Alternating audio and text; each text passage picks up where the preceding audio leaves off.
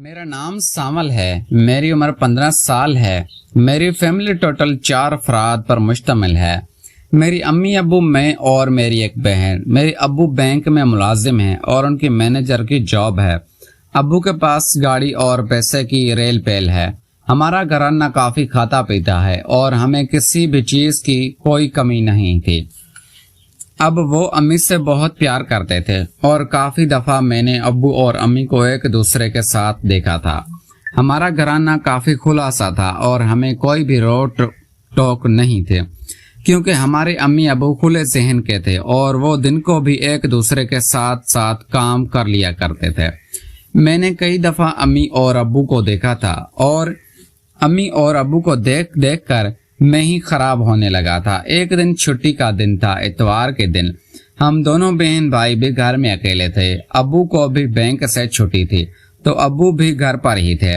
میں باہر کھیلنے چلا گیا اور میری چھوٹی بہن سو رہی تھی. میری چھوٹی بہن کا نام نسیم تھا اور اس کی عمر تقریباً 10 سال ہے. امی ابو گھر میں اکیلے تھے. میں جب باہر دوستوں کے ساتھ کھیلنے گیا تو مجھے وہاں پر 2 گھنٹے لگ گئے. میں واپس گھر آیا تو گھر والا دروازہ بند تھا. میں نے دروازہ کھٹکھٹایا لیکن کوئی بھی باہر نہیں نکلا. پھر میں دیوار پھلانگ کر اندر گیا تو اندر مجھے عجیب طرح کی آوازیں آنے لگی تھی. میں سمجھ گیا تھا کہ امی ابو کام میں مصروف ہیں لیکن میرا دل کیا تھا کہ میں وہ کام دیکھوں اور پھر مجھے تجربہ بھی نہیں تھا کہ وہ کام کس طرح کرتے ہیں. میں نے ہلکا سا پاؤں دبا کر امی ابو کے کمرے کی طرف منہ کیا اور کھڑکی پر جا کے دیکھنے لگا. سیڑھیاں اوپر کو چڑھتے ہوئے امی ابو کا کمرہ تھا اور وہاں پر کھڑکی لگی ہوئی تھی. اس سے صاف وہ منظر دکھائی دیتا تھا. میں کھڑکی پر جا کر کھڑا ہو گیا تو اندر جو منظر تھا وہ بہت ہی مزیدار تھا. وہ منظر دیکھ کر میں تو مدہوش ہونے لگا تھا اور مجھے خبر بھی نہیں تھی کہ میں کس دنیا میں کھو گیا تھا. اب وہ منظر دیکھنے کے بعد مجھے یہ کھیل دیکھنے کی عادت ہو گئی تھی اور میں اکثر ہی جب امی ابو اپنے کمرے میں موجود ہوتے تو یہ کھیل دیکھنے کھڑکی پر چلا جاتا تھا. میرا روز کا معمول تھا. ایک دن میں اس کھیل کو دیکھتے ہوئے اس قدر مشغول تھا کہ امی ابو اپنا کام کر کے باہر آ گئے تھے. امی جب باہر آئی تو میں کھڑکی کے اوپر ہی کھڑا تھا. امی نے مجھے دیکھ لیا اور مجھے کان سے پکڑ لیا تھا. میں امی سے معافی مانگنے لگا تھا تو امی مجھے ڈانٹنے لگی تھی اور کہنے لگی تھی کہ ابھی تمہارے ابو کو بتا دوں تو تمہاری شامت آ جائے گی. میں نے امی ابو کو کہا تھا کہ امی مجھے بھی اس چیز کی کمی ہے اور میں بھی آپ کا کام دیکھ دیکھ کر بہت اداس ہوں, میرے ساتھ بھی کریں.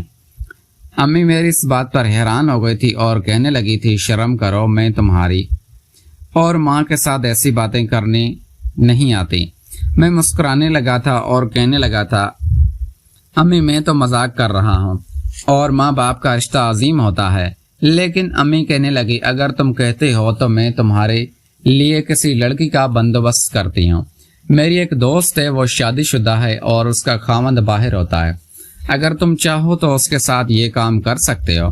میری تو خوشی کی امتحان آ رہی تھی کہ امی نے میرے لیے ایک لڑکی کو بندوبست کر لیا تھا کیونکہ میں نے امی سے جو فرمائش کی تھی وہ کافی حیران کن تھی. امی مجھے اپنی ایک دوست کے پاس لے گئی تھی, وہ بھی ہمارے محلے ہی رہتی تھی.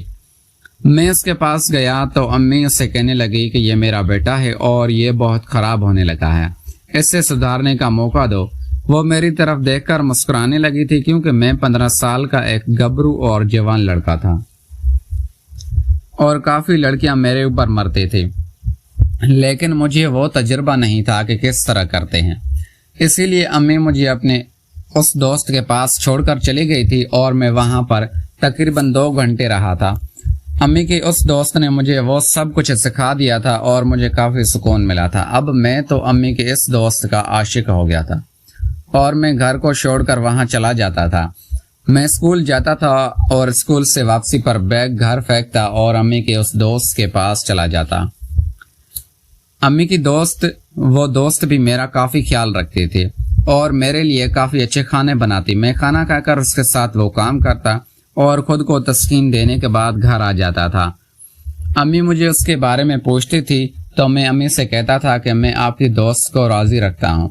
امی بھی راضی ہونے لگی تھی اور امی ابو کے ساتھ وہ کھیل کھیلتی تھی اور میں امی کی دوست کے ساتھ وہ کھیل کھیلتا تھا۔ اس طرح ہم دونوں اس کام میں مشغول رہتے تھے۔ ابو کو اس بات کا اندازہ نہیں تھا کہ امی نے مجھے کن کاموں میں لگا دیا ہے۔